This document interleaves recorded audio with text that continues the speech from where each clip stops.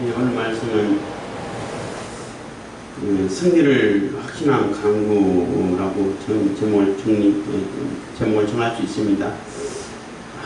승리 하나님께서 함께 해주시면 어떤 대적이 얼마나 많든 어떤 대적을 만나든 간에 확실히 이기는구나, 하나님께서 이기게 해주시면 그냥 이기는구나 라는 그러한 확신을 가지고 기도하는 내용입니다. 시편 27편입니다. 그래서 1절부터 6절까지는 자기 자신에게 스스로 이렇게 다짐하는 그러한 내용이라고 볼 수 있으면은, 이제 7절부터 12절까지는 하나님께 기도하는 그러한 강구의 소리가 있고, 강구 내용이라고 볼 수 있고, 13절, 14절은 앞으로 권면하는 자기 자신에게 또 많은 후세들에게 권면하는 내용이라고 볼 수 있습니다. 그래서 다윗이 하나님의 구원하심, 하나님의 도우심으로 위기를 여러 모면했죠. 굉장히 많은 죽을 뻔하다가 살아난 경우가 많이 있는데, 위험한 일을 많이 겪고 있었지만은 그럴 때마다 하나님께서 도와주셔서 그 상황을 벗어나게 만들어 주시고, 또 그 상황이 그냥 역전되게 만들어 주시고, 이런 경험을 많이 했어요. 그러한 경험을 바탕으로 쓴 시라고 말할 수 있는데, 그래도 27편을 읽다 보면은 아마 가장 이 시의 배경을 얘기한다면은, 사울이 3,000명을 동원해가지고 다윗을 완전히 둘러싸서 완전히 포위해서 이 산으로 가면 저쪽으로 도망가고 했는데, 도망가서 거기서 그 산을 완전히 포위해가지고 이제는 다윗이 도망갈 데가 없구나, 이제는 완전히 잡혔구나, 사울 때 이제는 다윗을 잡았구나 하는 그러한 상황, 완전히 절체절명의 상황이죠. 그래서 이제는 꼼짝없이 잡힐 수밖에 없는 상황이구나, 이런 상황이 났는데, 그때 갑자기 블레셋에서 쳐들어와가지고 이스라엘 땅을 침노하고 또 왕궁을 쳐들어오려고 그러고, 이렇게 하니까 왕국이 훨씬 위험하죠. 다윗은 나중에 또 잡아도 되니까. 그래서 급하게 포위망을 풀고 다시 블레셋 전장으로 달려가는 그런 모습을 보고, 다윗은 다시 이제 잡히지 않게 됐죠. 이러한 상황을 경험하면서 그때 배경을 가지고 아마 쓰지 않았을까, 이렇게 나름대로 추측을 해보는 것입니다. 다른 정확하게 그냥 다윗의 시라고만 쓰여있기 때문에 정확한 배경을 알 수는 없지만은, 읽다 보면은 그러한 그 상황이 가장 잘 맞겠구나 하는 생각이 많이 들어요. 그래서 다윗이 하나님을 의지할 때, 하나님만 의지하고 하나님이 나를 도와주실 때는 어떤 대적이 와도 어떤 상황이 돼도 하나님께서 건져주시는구나, 이기게 해주시는구나 라는 그러한 마음을 가지고, 다짐을 가지고 스스로에게 이렇게 하겠다는 다짐을 얘기하면서 하나님께 간절히 강구하고, 그리고 이렇게 또 마지막으로 13절, 14절 권면하는 그런 내용이라고 보시면 됩니다. 27편 1절입니다. 여호와는 나의 빛이요 나의 구원이시니 내가 누구를 두려워하리요. 여호와는 내 생명의 능력이시니 내가 누구를 무서워하리요. 그래서 여호와께서 나와 언약해 주신 그 하나님, 여호와 하나님께서 내의 빛이시고 나를 환하게 비춰준 빛이 되시고 나의 구원이 되시고, 이렇게 하는데 내가 누구를 두려워하겠냐는 거예요. 아무도 두려움이 없다는 거죠. 나와 언약을 해주시고 나에게 구원을 약속해 주시고 나의 생명을 보장해 주시고 생명을 건져주시겠다고 하신 그 여호와 하나님이 나의 빛이 되시고 나를 건져주시는 분이 되는데, 어떤 대적이 두렵겠냐는 겁니다. 결코 두려움이 없다는 겁니다. 여호와는 내 생명의 능력이시니 내가 누구를 무서워하리요. 그래서 내 생명의 능력, 내가 살아있는 그런 생명의 능력이고 살아갈 수 있는 힘의 원천이고 내 모든 것에 권한이 되시는 분이 하나님이신데, 내가 누구를 두려워할, 하나님 외에는 누구를 두려워할 필요가 없다는 거예요. 두려워할 이유도 없다는 겁니다. 그래서 하나님이 나와 함께 하시고 나의 든든한 생명의 보호자가 되시고 또 빛이 되시고 구원자가 되시면은 어떤 뭐 대적이 쳐들어온다 하더라도 어떤 대적이 나를 둘러싼다 하더라도 아무도 두려운 존재가 없다는 거예요.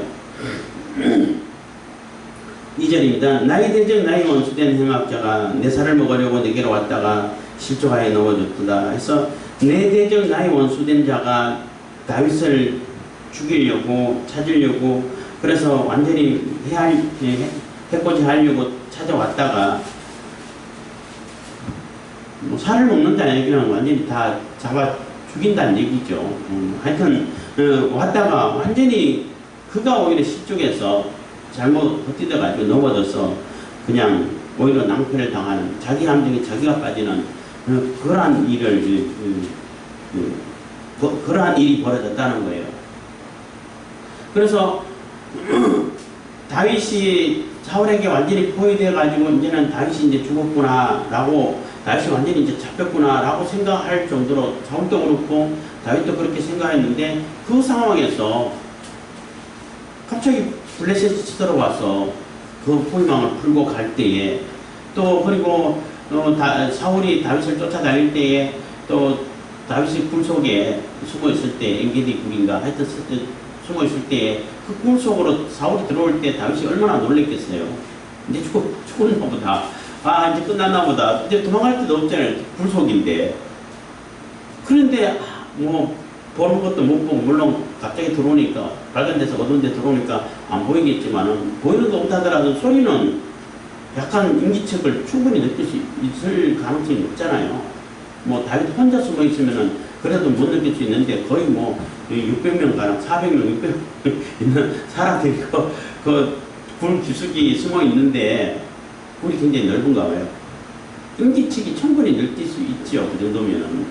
근데 전혀 못 느끼고 자기 볼일만 보고 가버려. 그래서 몰래 옷자락만 증거가 남기기 위해서 내가 이 옷자락 잘랐으니까 충분히 죽일 수 있었다 하는 그런 상황 이렇게 보여주기 위해서 옷자락만 살짝 잘랐어요. 그러한 일들을 보고 왔을 때도 사울이 다윗을 잡으려고 쫓아왔는데 결국은 사울이 죽을 뻔했던 그런 상황을 맞이하잖아요. 그래서 실종에 넘어졌다는 것입니다.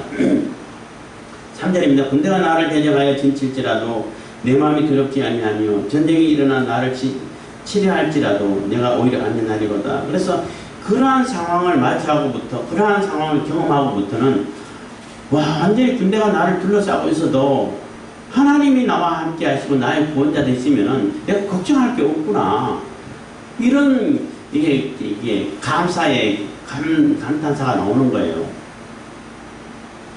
그래서 군대가 나를 대적하여 진치고 또 막 둘러싸고 있고 이렇게 한다 하더라도 절대 두려울 필요가 없구나. 하나님이 보호하신다면은 하나님이 보호하시고 여호와께서 나를 지키시고 나의 구원자가 되시고 나의 반석이 되시고 하게 된다면은 결코 두려울 필요가 없구나. 두렵지 아니하구나 라고 그 마음에 안전한다는 평안을 찾았다는 얘기예요. 안정을 찾았다는 거죠. 내가 오히려 안전하리로다 하는 얘기는 내가 오히려 더 평안을 찾고 안정을 찾을 수 있다는 겁니다. 그래서 하나님이 함께 하느냐 함께 하지 아니하시느냐 함께 하시느냐 함께 하지 않으시냐 이게 따라 가지고 우리의 그 생사화복이 달려 있는 거예요. 자주 말씀드립니다만은 이스라엘 남유다 북이스라엘 갈라지고 북이스라엘 아수르에 망하고 또 남유다는 아수르에서 하나님께서 특별한 기적으로 건져주시고 아수르 군대를 다 완전히 몰살시켜서 건져주시고 이런 경험을 해서 한 200년 더 이렇게 북왕국 이스라엘보다 더 연장됐는데 바벨론에 의해서 완전히 멸망할 때 그때 상황을 생각해보면은 너무나 어이없는 그러한 상황이 된다는 거죠. 이스라엘 입장에서는 어이없다라고 말할 수 있는지 모르겠지만은 그 이스라엘 사람들은 굉장한 확신을 가지고 있었어요.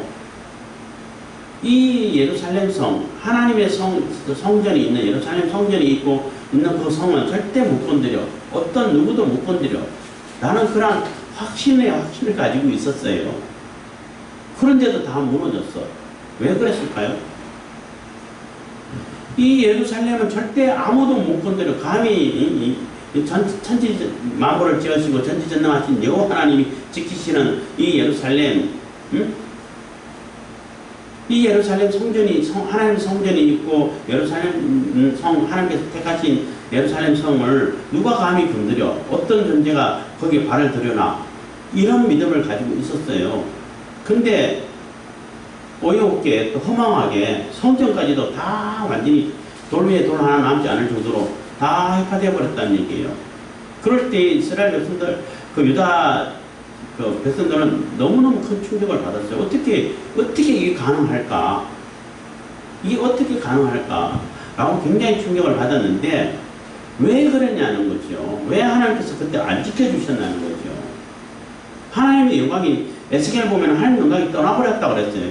그냥 하나님 영광이 떠나버리면 그냥 건물이에요. 성전 아니에요. 건물이에요.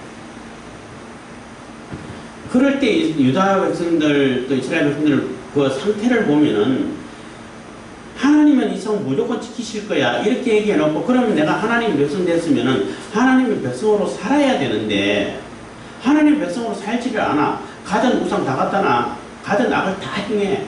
가진 착취를 다 하고 억울한 피를 흘리고 그냥 자기 마음에 안 들면 그냥 사람 파리 목숨 죽이듯이 죽이고 자기 아들도 그냥 자기 뭐 이기적인 목적을 위해 가지고 그냥 몰래 신에게 그냥 불타는 신에게 그냥 갖다 태워버리고 하는 우상에게 바친다고 하면서 하나님의 백성이라고는 도저히 말할 수 없는 그러한 상황, 그러한 삶을 살면서 하나님이 이거 지키실 거야. 이런 믿음을 가지고 있다는 거예요. 예레미야가 그렇게 했죠. 그렇게 하면 하나님께서 이 성이라도, 이 성전이라도 다 허물어버릴 거다. 제발 좀 지금이라도 회개하고 돌아와라. 지금이라도 하나님, 제발 좀 하나님 말씀 들어라. 뭐, 눈물을 흘리면서 호소에 호소를 하면서 이 강구를 했죠. 그렇지만 안 들었어요. 듣는 체 하면서도 안 들었어. 결국은 뭐, 멸망당하고 다 해파당하고 그런 일을 겪었다는 것입니다. 그래서 하나님이 영광이 함께 하실 때에 오늘날 뭐 한국교회 뭐 비판이 많고 요즘 많이 어려움을 당하고 다른 데는 다 모여도 괜찮은데 교회만 모이면 안 되잖아요. 웃기지 않아요? 교회만 모이면 안 되는데 또 교회만 모이면 안 되는데 또 교회를 핍박하기 위해서 다 이게 함정을 파고 또 이렇게 프레임을 만들어가지고 씌우려고 다 계획하고 있는데 거기에 또 교회들은 아주 착실하게 잘 빠져주지요. 그 함정에 또 잘 빠져주고 또 시키는 대로 잘 하잖아. 그러면 교회를 더 압박할 수 있도록 만들어주고 더 핍박하고 더 예배드리지 못하도록 그런 분위기를 만들어가고 그렇게 만들 수 있도록 교회에서 교회단체에서 오히려 그냥 잘 부추기죠. 그래서 정부에서 제재하기 아주 좋도록 만들어줘.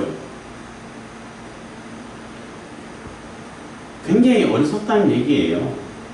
좀 전략과 전술을 가지고 대항을 하고 정부에서 그렇게 하면 어떻게 싸워야 할지 어떻게 싸우는 것이 내가 그 교회의 피해를 덜 주고 교회의 그 가치를 높이고 또 주장을 많은 사람들이 알릴 수 있고 이런 방법을 강구를 하고 찾아야지. 무턱대고 다 무시를 하고 우리는 뭐 집회 자유가 있어. 자유 있죠. 있는데 지금 상황에서 지금 정부에서는 정부의 마음에 안 드는 사람에게는 자유가 없는데 민노총이라든지 이런 사람들에게는 자유가 있지만은 지금도 집회한다고 모인다고 그러더라고. 정부에 반대하는 자에게 집회 자유가 없어요. 그러면은 그런 상황에서 어떻게 하면은 오히려 그 정부에서 하는 그 입을 다물게 만들 수 있을까? 이걸 연구를 해야죠. 자꾸 정치 얘기해서 죄송한데 조금만 더 하면은 그 거의 뭐 1000만 명 가까이 거의 뭐 몇백만 명이 모여가지고 문재인 물러가라고 이렇게 외쳤는데 물러갔어요? 물러가지나요? 그렇게 많이 모여도 언론 한 번 보도를 안 하고 아무런 언론도 방송도 보도 한마디 안 하고 해도 그냥 조금 모인 것처럼 그렇게 사진 찍어가지고 보도하고 끝내버리면은 아무런 뭐 효과가 없잖아요. 그러면은 이런 방법은 안 되겠구나. 다른 어떤 방법을 사람들에게 이 부조리하고 이 사기치고 거짓말하는 이 정보를 어떻게 알릴 수 있을까? 이런 데 관심을 가져야죠. 응? 그래도 우리는 우리는 뭐 코로나 필요 없어. 코로나 지금 다 아는 사람은 알아요. 이 감기 수준밖에 안 된다는 다 알아요. 알지만은 그걸 이용해가지고 오히려 탄압하는데 쓰는데, 그런데 왜 그게 자꾸 말려들고 그 함정에 빠지려고 하냐는 거예요. 응? 그게 너무 안타깝고 어리석다는 얘기. 그러니까 싸우지 말라는 얘기가 아니고 싸워도 좀 지혜롭게 싸우라는 얘기예요. 저 교회에 어떻게 대항해 나오면은 거기서 어떻게 대항할 것인가, 이것 좀 연구를 하고 작전 회의를 하고 그게 맞춰가지고 좀 싸웠으면 좋겠다는 거예요. 그렇게 안 싸우니까 계속 전부 다 교회에 다 뒤집어 씌우잖아. 교회에 뒤집어 씌우려고 지금 함정을 파고 기다리고 있는데 거기에 그대로 아주 고맙습니다 하고 빠져주니까 정부에서 얼마나 고마워. 그렇잖아요. 쟤네들은 이렇게 파놓으면 거기 알면서도 거기에 빠져들어가. 그러면 그걸 비밀해갖고 교회를 더 압박하면 돼. 교회를 압박하면 지금은 자기 지지도가 더 높아져. 더 하려고 그러죠. 근데 왜 그런 어리석은 상황을 만드냐는 거예요. 교회 가치를 내세우면서 교회가 이렇게 억울한 일을 당하고 있고, 나는 어떤 것보다도 더 방역 수칙 잘 지키고, 실질적으로 교회에서 그 코로나 걸려서 나가는 사람이 거의 뭐 미미하고, 이런 상황을 어떻게 알릴까? 어떻게 진실을 밝힐 수 있을까? 이런 데 관심을 가져야 되지 않냐는 거죠. 그래야 싸움이 되는 거죠. 싸움이. 무슨 얘기하다 이렇게 멀리 정치 얘기 나왔는데, 정치 얘기 나오면 조금 열받아서 자꾸 하게 되는데, 그만하고. 그래서 무슨 대적이 나를 둘러싸고 진친다 할지라도 하나님이 함께 하시면은, 안전한데 문제는 함께 하시느냐, 함께 하지 않으시냐가 문제라는 거예요. 하나님의 영광이 우리 교회에, 우리 한국교회에 있냐 없냐, 하나님의 영광이 함께 계시냐 안 계시냐, 이게 중요하다는 얘기인 겁니다. 하나님은 이미 떠났어. 하나님의 영광은 이미 떠나버렸어. 너는 더 이상 내가 내 백성이라고 말할 수 없어 하고 떠나버렸어. 그런데도 불구하고 하나님이 무조건 지켜주셔야 돼. 내가 무슨 짓을 해도, 내가 무슨 욕심을 챙기고, 심지어는 내 아들을 몰래게 갖다 바치고, 뭐 내 욕심을 위해서 가장 뭐 억울한 사람들, 힘없는 백성들 다 착취하고 잡아 죽이고 다 뺏어가고, 그리고 자기 부는 이렇게 쌓아놓고, 그러면서 하나님은 나 무조건 지켜주실 거야. 물론 그때도 하나님께 제사는 했어요. 그러면 하나님께 지켜주시냐는 겁니다. 안 지켜주시죠. 버려버리죠. 너 한번 혼나봐. 깨우치기 위해서라도 버려두시죠. 내버려두시죠. 그냥 그 유린 당할 수 있도록, 당하든 말든, 그건 네가 알아서 해. 한국교회가 지금 그런 상황을 맞이하고 있지 않냐라고 생각 드는 거예요. 교회가 교회로서의 사명을 감당하지 못하고, 교회의 가치를 내세우고 교회의 본질을 회복하려고 노력하지 않고, 자꾸 뭐 얼마 되지도 않는 그 교회의 권력을 장치하려고 가진 더러운 짓을 다 하고, 가진 비리는 다 저지르고, 가진 권력의 아부는 다 하고, 그러면서 무슨 교회라고 말할 수 있냐는 겁니다. 대항하고 싸운다고 하는 사람들은 또 머리도 없어서, 지혜도 없어가지고, 방법도 찾지 못하고 오히려 그 사람들을 도와주는 꼴만 만들고, 이렇게 하니까 참, 이게 희망이 있을까? 어제는 잠이 좀 잘 안 와서 피곤은 한데 잠이 잘 안 와가지고 뭐 기도도 하고 또 이런저런 생각도 하면서 그런 생각을 했어요. 과연 교회에 희망이 있을까? 한국 교회에 희망이 있을까? 이런 생각을 잠깐 했습니다.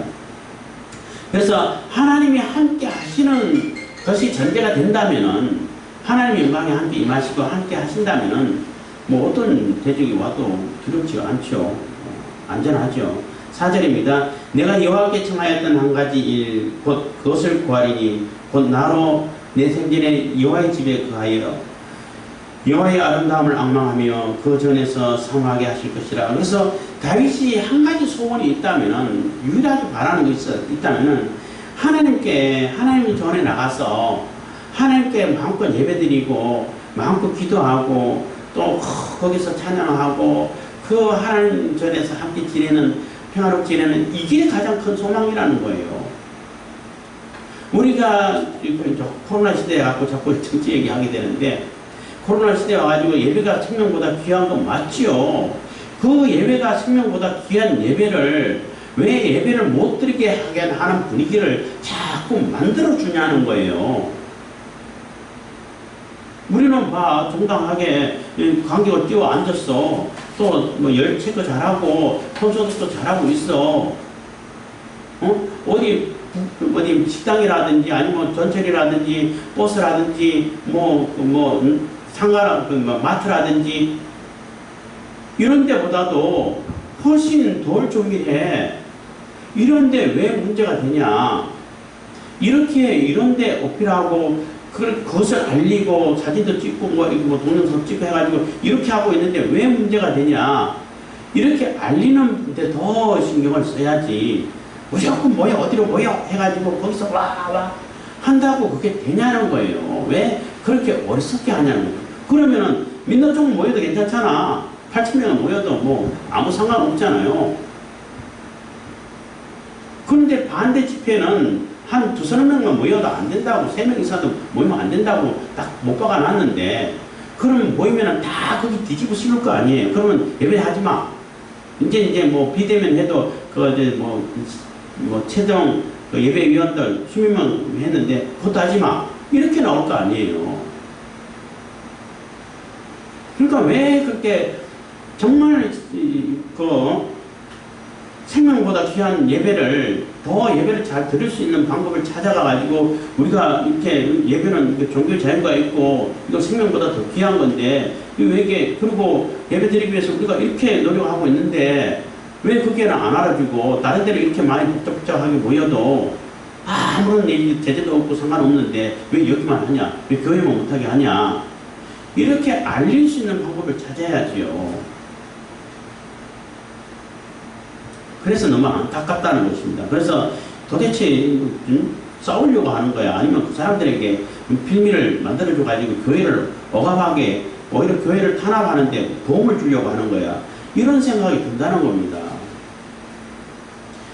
다윗이 사울에게 쫓겨다니면서 내가 원하는 거는 하나님께 예배하고 기쁘게 같이 즐겁게 찬양하고 하나님 전을 중심으로 거기서 내가 평안한 삶을 살고 그냥 뭐 별 욕심 없이 이렇게 생활하는 게 이게 내 유일한 소망이야 하는 거예요.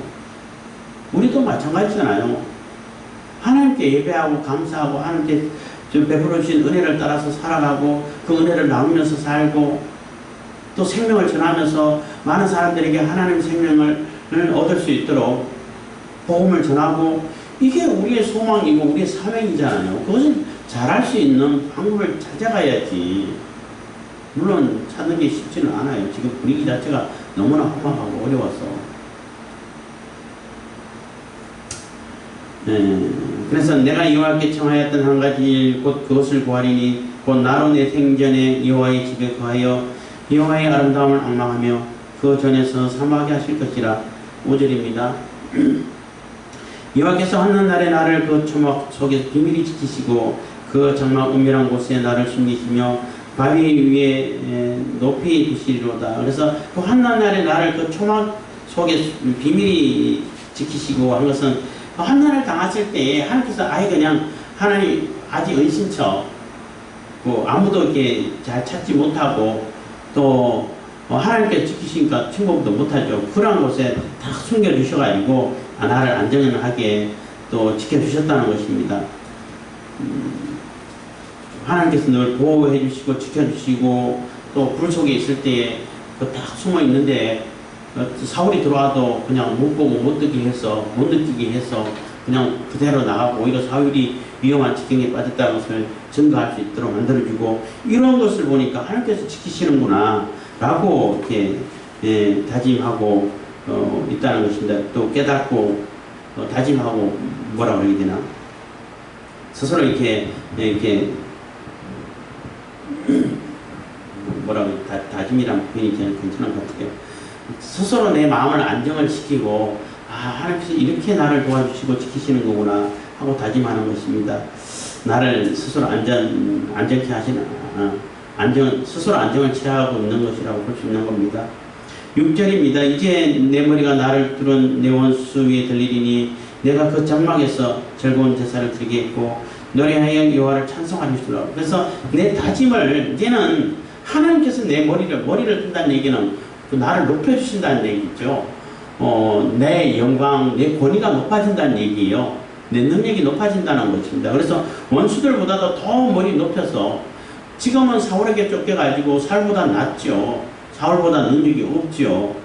그렇지만 결국은 하나님께서 내 머리를 사울보다도 원수보다 더 높게 만들어 주셔가지고 나를 지켜주시고 그래서 내가 그 장막에 하나님 계신 그곳에 가서 즐겁게 감사제를 드리고 제사를 드리고 또 노래하고 찬양하고 여호와를 찬송하고 이렇게 해주실 거라는 그러한 믿음을 가지고 있고 확신을 가지고 있다는 거죠. 왜냐하면 함께 이렇게 지켜주시고 결국 완전히 빠져나갈 수 없는 상황에서도 이렇게 지켜주셨으니까 나를 이렇게 높여주셔가지고 하나님 찬송하게 해주실 것이다 라고 이렇게 다짐하고 있는 것입니다. 7절입니다. 그래서 기도를 하고 있어요. 여호와여 내가 소리로 부르짖을 때에 들으시고 또한 나를 긍휼히 여기사 응답하소서. 그래서 내가 지금 부르짖고 또 기도하고 할 때에 나를 긍휼히 베풀어 주시고 응답해 주십시오. 그래서 하나님께서 이렇게 나를 건져주시고 나를 높여주실 것이라는 것을 믿고 내 스스로 나를 다짐하면서 하나님께 온전히 찬양하고 하나님 전에서 지내야겠다 이런 마음을 가지고 살고 있으니까 하나님께서 내 기도를 들어주십시오. 긍휼히 여기시고 응답해 주십시오 하고 기도하는 것입니다. 8절입니다. 너희는 내 얼굴을 찾으라 하실 때에 하나님께서 여호와 하나님께서는 늘 말씀하죠. 백성들에게 나를 좀 찾으라고. 내 여기 있어. 이사야 65장에도 나옵니다만 내가 여기 있어. 너희들 나 안 찾는데 나 여기 있어. 날 좀 봐봐. 내 여기 있잖아. 이럴 정도로 하나님은 우리 자기 백성들에게 하나님 백성들에게 나타내 보이시려고 하고 가까이 드신다는 거예요. 그러니까 제발 얼굴 좀 찾아라 라고 얘기를 하는 것입니다. 너희가 여호와 하나님을 만날 만한 때에 찾으라고 하는 그런 이사야의 55장 6절 7절 나와 있습니다. 그래서 이제 7절입니다. 8절입니다. 너희는 내 얼굴을 찾으라 하실 때에 내 마음이 주께 말하되 여호와여 내가 주의 얼굴을 찾으리이다 했나이다. 그래서 찾으라고 할 때 다윗은 바로 응답해서 왜 하나님을 찾겠습니다. 하나님께 집중하겠습니다. 하나님께 내가 하나님만 바라보고 하나님 앞에 살겠습니다. 이렇게 응답을 했다는 것입니다. 그게 중요하죠. 찾으라 할 때 찾으면 많은 혜택이 많아요. 큰 은혜가 많아요. 주어지는 은혜가 혜택이 풍성해요. 찾으라 할 때 안 찾고 실컷 얻어 터지고 이렇게 빠지고 저렇게 빠지고 하다 하면은 그만큼 혜택을 못 누리죠. 그런 차이는 있습니다. 9절입니다. 주의 얼굴을 내게서 숨기지 마시고 주의 종을 놓아여 버리지 마소서. 그래서 내게서 숨어버린다든지 그냥 하나님께서 진노해서 그냥 나를 버려버린다든지 이러지 말고 또 주는 나의 도움이 되셨나이다. 나의 구원의 하나님이시여 나를 버리지 말고 떠나지 마옵소서 해서 나를 버리지 말고 떠나지 말아 주십시오. 그러니까 다윗이 쫓겨나지 않을 때는 가끔 가다가 그런 생각이 든다는 거죠. 하나님께서 나를 버리셨나? 나를 잊어버리셨나? 나를 떠나버리셨나? 그러니까 내가 이런 어려움 당하고 이렇게 쫓기고 내가 그 사울과 그 일파들이 밑에서 모함하고 하는 그런 사람들이 얘기하는 것처럼 반역을 하고 또 가진 악을 다 행하고 이런 죄 한 번도 지은 적이 없고 그런 생각조차도 안 했는데 그것을 증명하려고 사울을 죽일 수 있는 상황이 와도 안 죽이고 보십시오. 죽일 수 있는 상황이 와도 안 죽였지 않습니까? 만약에 그 사람들이 얘기하는 것처럼 내가 죽일 욕심을 품고 죽일 마음이 있었으면 벌써 죽였죠. 이런 상황이 됐는데 창 한 번만 찌르면 된다고, 두 번 찌를 필요가 없다고 이렇게 자신감을 입고 했는데 보십시오. 내가 옷자락만 살짝 잘랐습니다. 그래도 옷자락 자르는 데에서는 좀 마음이 조금 이게 조금 양심에 찔림이 있어서 어떻게 왕이 잘라도 되나 이럴 정도로 마음을 갖고 있는데 어떻게 모험했다는 그 말을 들었습니까? 또 이제 이쪽 산에서 진치고 이쪽 산에서 진치고 할 때 다윗이 또 몰래 또 들어갔잖아요. 들어갈 때 그때 다 자고 있어. 그래서 물병하고 창만 가지고 왔어. 사울의 거.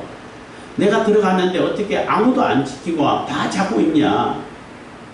그래서 한 부분이면 바로 죽일 수 있었는데 안 죽였다고. 보십시오. 이거 사람 보내가지고 물병이랑 창 가지러 보내면 내가 죽였다고 보라고 들고 있는 것이 왕의 물병과 창 아니냐고.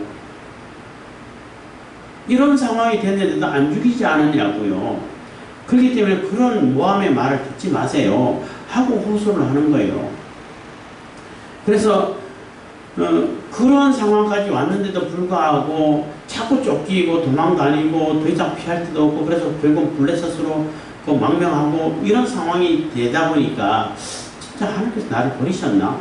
나중에는 또 자기 아들 압살롬에게 쫓기기도 하고 죽을 뻔하기도 하고 이럴 때 또 비방하는 사람들이 있고 하나님 더 이상 돕지 않으실 거다, 버리셨다 이런 비방의 소리가 많이 들리고 이런 때도 있었잖아요. 그럴 때마다 진짜 하나님께서 나를 버리셨나? 이런 생각을 잠깐 가졌다는 겁니다. 그렇지만은 하나님께서 나를 이렇게 버리지 말아 주십시오. 또 잊어버리지 말아 주십시오 하고 기도하고 있는 거예요. 그래서 너희는 내 얼굴을 찾아라 할 때 하나님 찾겠습니다 하고 주님 앞에 나오지 않았습니까? 그렇기 때문에 나를 버리지 말아 주십시오. 이렇게 기도를 하는 것입니다. 10절입니다. 내 부모는 나를 버렸으나 여호와는 나를 영접하시리이다. 그래서 내 부모는 나를 버릴 수밖에 없는 상황이 인간이기 때문에 오지요. 그렇잖아요.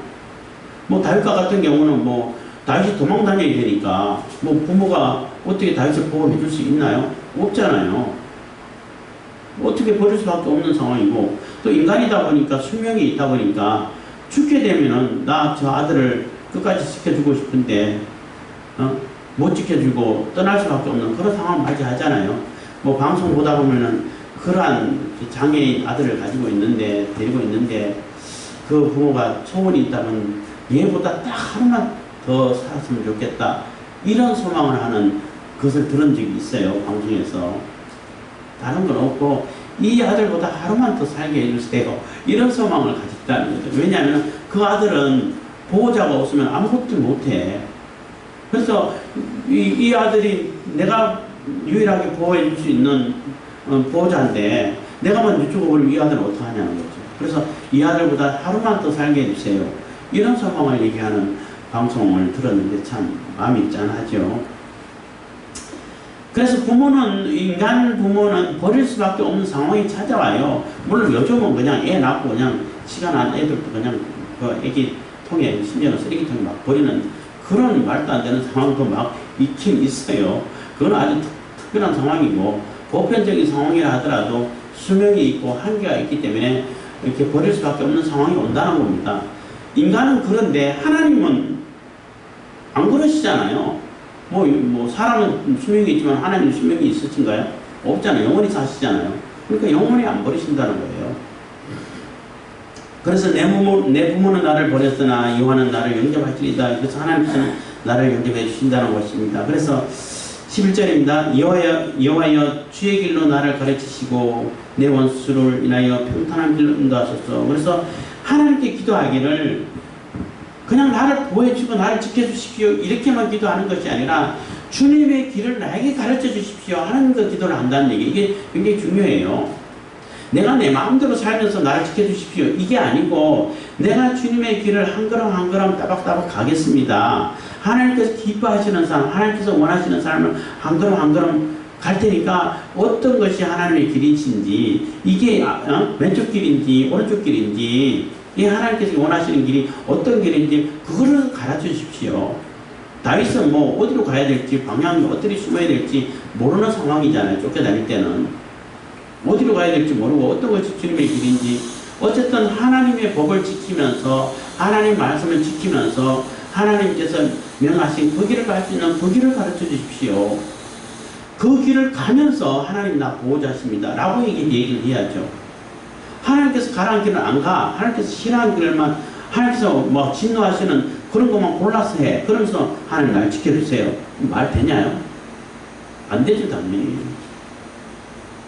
그래서 다윗은 여호와에게 주의 길로 나를 가르치시고 내 원수를 인하여 평탄한 길로 나를 인도하시고 그래서 원수가 막 쫓아오고 죽이려고 하니까 오히려 그것 때문에라도 하나님께서 기뻐하시는 길을 갈 수 있다. 평탄하고 안전한 길을 찾아갈 수 있도록 이렇게 지켜주시고 인도해 주십시오 하고 기도하는 것입니다.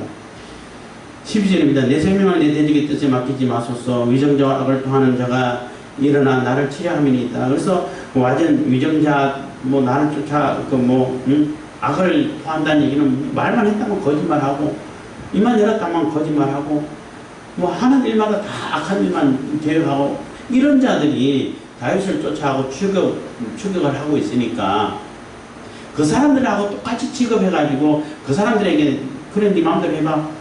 그건 네가 죽든지 말든지 나 몰라 그냥 한번 혼나봐. 이렇게 버려두지 마십시오 하고 기도하는 거예요.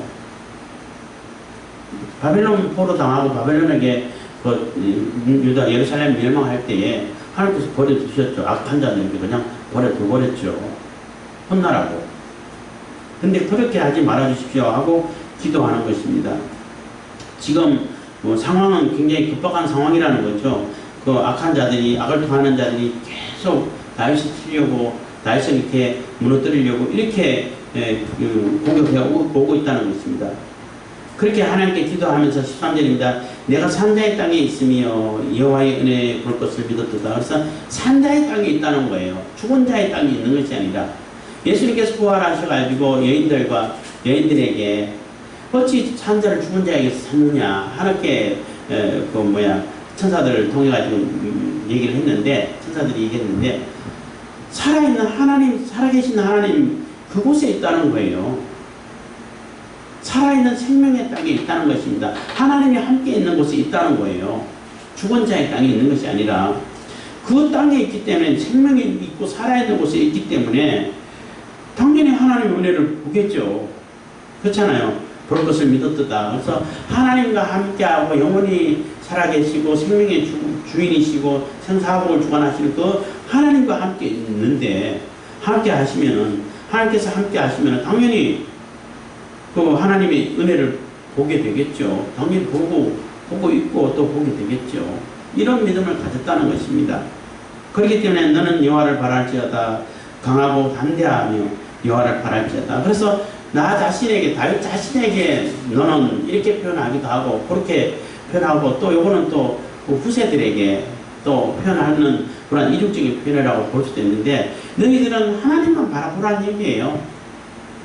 여호와를 바랄지어다. 강하고 담대한 마음을 가지고 두려워하지 말고 자꾸 아까 정치 잠깐 했는데 교회 얘기 잠깐 했는데 이 정부 교회를 탄압하고 교회를 어떻게 하든 예배를 못 드리게 하고 교회를 해체하려고 하는 이 정부하고 싸울 때 그냥 하라는 대로 다 하라는 얘기가 아니고 싸우라는 얘기인데 싸울 때 제발 좀 전략을 가지고 전술을 가지고 어떻게 싸우면 또 효과적일까 이런 생각을 가지고 싸우라는 얘기예요. 제 얘기는 또 누가 또 나는 싸우지 말고 그냥 정부 시켜 그대로 다 따르라고 하라는 대로 하라고 했다고 이렇게 오해하면 안 돼요. 싸워야지 당연히 싸워야 되는데 조금 생각을 가지고 싸우라는 얘기예요. 어떻게 하면은 교회의 피해가 덜하고 또 정부의 그 입을 털어박을 수 있는 그런 방법을 찾을 수 있을까? 이거 연구를 해야죠. 사람들 모아가지고 그런 연구를 하면서 싸워야죠.